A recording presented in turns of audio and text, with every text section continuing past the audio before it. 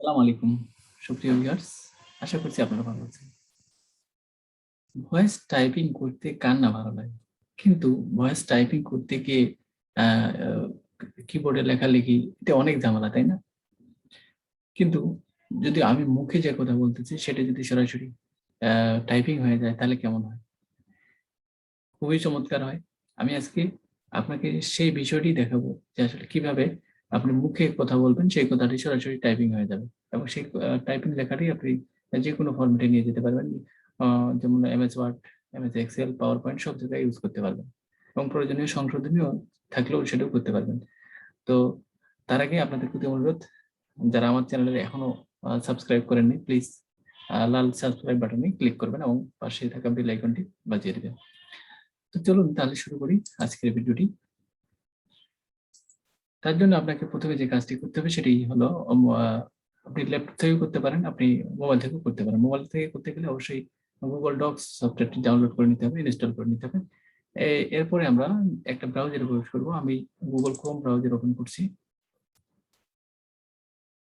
Google Chrome browser open করছি। Chrome browser open করার পরে আপনার ব্রাউজারে অবশ্যই আপনাকে আগে থেকেই যে কোনো একটা ইমেইলে লগ ইন করা থাকতে হবে। তো আমি দেখতে পাচ্ছি আমার একটা মেইলে লগইন করা আছে। কে লেখা আছে, এটা আমার মেইল আইডি। এখানে একটা এখানে দেখা যাচ্ছে তার পাশে 9 ডট, এই 9 ডটে আমরা ক্লিক করব।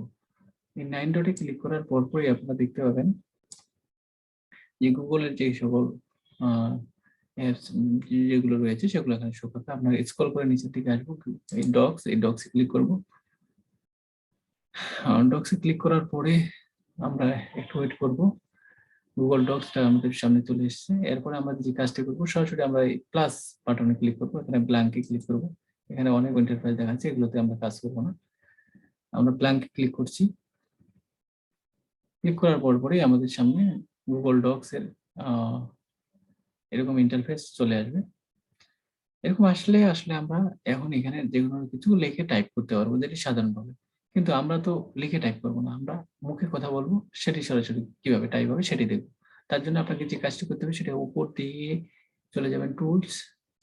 এই আমি টুলসে ক্লিক করলাম। টুলসে ক্লিক করার পরে একবারে নিচে চলে আসবেন, দেখেন মাঝখানে ভয়েস টাইপিং। আমরা ভয়েস টাইপিংকে ক্লিক করব। ভয়েস টাইপিং এ ক্লিক করার পরই আপনার এখানে ভাষাটা সিলেক্ট করতে হবে, আপনি কোন ভাষায় আসলে ভয়েসটা টাইপিং করতে চাচ্ছেন।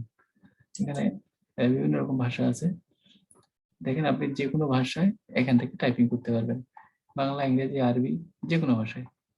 তো আমি বাংলা ভাষায় আপনাকে টাইপিং করে দেখাবো। তার জন্য বাংলা বাংলাদেশ আমি সিলেক্ট করলাম। এখন আমি ভয়েস টাইপিং শুরু করব। তার জন্য আমি একটা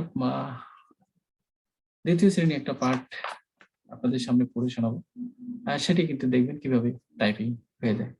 তার জন্য আপনাকে যে কাজটি করতে হবে সেটি হলো এই যে মাইকের মতো এটা আছে আইকনটা, সেটার উপর ক্লিক করতে হবে। তারপরে আপনাকে যে ভয়েস বলবেন সেটি আপনার টাইপ হবে। তো আমি ওটার উপর ক্লিক করি।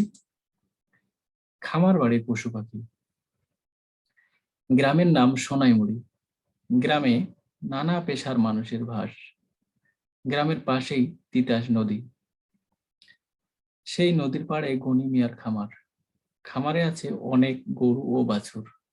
দিনের বেলা গরুগুলো মাঠে চড়ে, ঘাস খায়, বাছুরগুলো এদিক ওদিক ছোটাছুটি করে, মাঝে মাঝে গাভী হাম্বা হাম্বা ডাকে, ডাক শুনে বাছুর ছুটে যায় মায়ের কাছে। খামারের গরুগুলো খৈল আর ভুসি খায়। গনি মিয়া শখ করে কবুতর পোষেন, কবুতরগুলো বাগবাকুম বাগবাকুম করে ডাকে। গনি মিয়া মেয়ে রীতা, রীতা দ্বিতীয় শ্রেণীতে পড়ে। সে কবুতরগুলোকে খুব ভালোবাসে, গম ও মটর খেতে দেয়, কবুতরগুলো ইচ্ছে মতো উড়াউড়ি করে।